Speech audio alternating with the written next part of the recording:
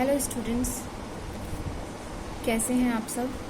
I hope आप लोग सब अपना हेल्थ का भी ध्यान रख रहे होंगे स्टडीज़ के साथ।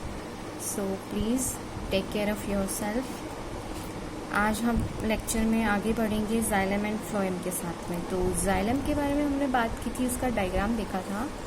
एंड जाइलम वेसल्स में क्या होता है? Xylem vessels they are complex and made up of different kind of cells and they are conducting part of a plant and they having trachea and tracheids।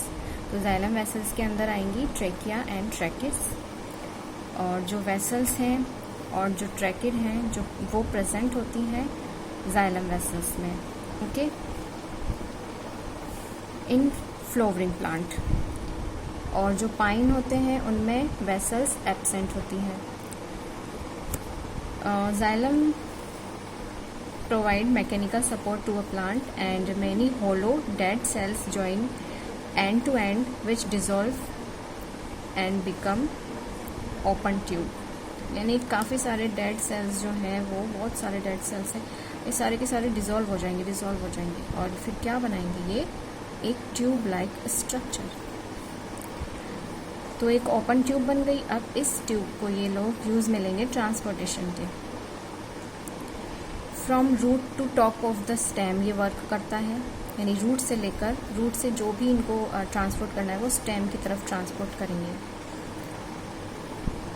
अब जो walls of vessels हैं और tracheids, इन दोनों की wall combined होके किसकी बनी हुई होती हैं? दोनों लिग्निन प्लस सेलुलोज, जो कि डेड होते हैं दोनों।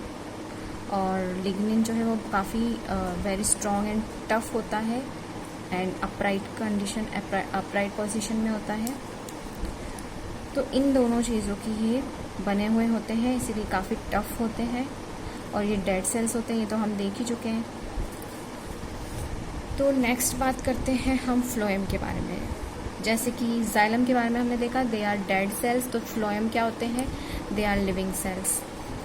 सीव ट्यूब्स जो होती हैं वो फ्लोएम ट्यूब्स को में प्रेजेंट होती हैं, जिसको हम फ्लोएम ट्यूब भी मतलब कह सकते हैं। एंड ये जो है इनकी एंड टू एंड इस तरह से ये जॉइंट होती हैं, और ये कम्प्लीटली डिज़ोल्व फॉर्म में नहीं होती, जैसे कि इन्होंने पूरा डिज़ोल्व कर लिया और एक सिंगल ट्यूब बना ली, लेकिन इसमें ये इस तरह से tubes end to end connected होती हैं। सीव प्लेट्स प्रेजेंट होती हैं इनके बीच में, जैसे कि हमने देखा था यहाँ पे ये सीव प्लेट्स हैं।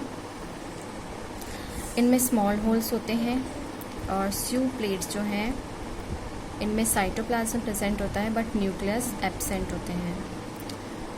And sieve tubes are not lignified, means they are not made up of lignin. Lignin की बनी हुई नहीं होते, ओनली सेल्यूलोज की बने हुए होते हैं। And sieve tubes are associated with companion cell, companion cell having large sized nucleus and they help sieve tubes in ये जो है sieve tubes की हेल्प करेंगे किस चीज़ में? उसको लार्ज मीन्स ट्रांसपोर्टेशन में कंपेनियन सेल्स जो हैं वो बहुत ही लार्ज तरह से, बहुत ही वाइड तरह से सीव ट्यूब्स की हेल्प करते हैं। और इनमें ट्रांसपोर्टेशन 3 मीडियम से होता है, डिफ्यूजन के मीडियम से, ऑस्मोसिस के मीडियम से एंड एक्टिव ट्रांसपोर्ट के मीडियम से। डिफ्यूजन के बारे में हम लोग पढ़ चुके हैं कि सिंपल डिफ्यूजन में क्या होता है कि सिंपली जो गैसेस हैं वो एक्सचेंज होती हैं, या कोई भी मिनरल है, मान लो कोई भी एक एलिमेंट है, वो डिफ्यूज़ होगा सेल से बाहर की तरफ, ईजीली बाहर फेंक दिया जाएगा, बाहर से ले लिया जाएगा। ऑस्मोसिस अलग तरह से होता है। ऑस्मोसिस हाई कंसंट्रेशन से लो कंसंट्रेशन की तरफ सॉल्यूट की, जहाँ भी सॉल्यूट की लो कंसंट्रेशन है, इट विल मूव सॉल्वेंट की हाई कंसंट्रेशन टू सॉल्वेंट की लो कंसंट्रेशन।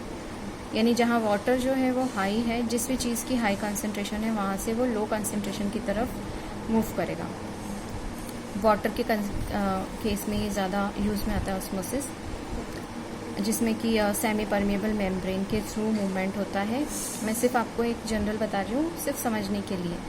इसको ज़्यादा आप लोग इस तरह से मत लेना कि ठीक है। तो जो ऑस्मोसिस है उसमें सेमी परमेबल मेम्ब्रेन होता है और वाटर मॉलिक्यूल्स का मूवमेंट होगा from its high concentration to low concentration. Solvent भी उसे हम बोल सकते हैं because water is a universal solvent. तो आप दोनों तरह से इसकी डेफिनेशन लिख सकते हैं। Active transport is a transport using energy against concentration gradient, यानी कि वो हमेशा लो कंसनट्रेशन से हाई कंसनट्रेशन की तरफ चीज़ों को मूव कराता है। मान लीजिए सोडियम आयन जो है वो यहाँ कम कंसनट्रेशन में है और यहाँ बहुत ज़्यादा कंसनट्रेशन में है, तो एक्टिव ट्रांसपोर्ट जब वर्क करेगा वो कम को भी कम की तरफ से हाई से लेकर हाई की ओर वो उसको भेजेगा। तो ये होता है एक्टिव ट्रांसपोर्ट। आई होप यहाँ तक आप लोगों को अच्छे से सब कुछ क्लियर हो गया है। अब हम नेक्स्ट लेक्चर में बात करेंगे जिसमें हम देखेंगे absorption and transport of water and mineral, किस तरह से वो वर्क करता है। So till than happy learning and enjoy learning.